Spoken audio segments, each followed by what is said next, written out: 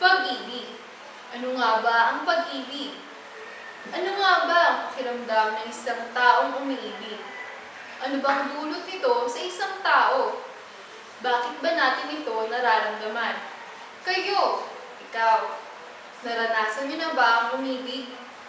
Ang pag-ibig ay isang pakiramdam na napakahirap ipahiwatig.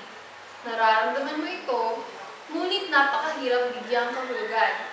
Pakiramdam na nakakapagbabago sa damdamin ng isang tao at nagdudulot ng iba't ibang emosyon. Ang isang taong umiibig ay madalas nakangiti, rutang ang isip, wari ba'y nasa ibang daigdig, o sa madaling sabi, may sariling mundo.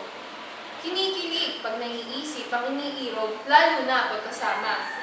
Madalas masaya kasi nga in love. Ang pag-ibig ay napakahirap ipaliwanag, na kahit ang siyensya ay hindi maibatid kung ano nga ba ang pag-ibig. Kaya sigurado ako na lahat kayo ay nakakarinig sa talumpati ko.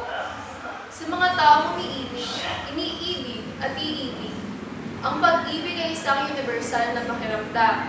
Lahat nakakatama, lahat nakakaranas. Kaya huwag ipagkait ang pagmamahal.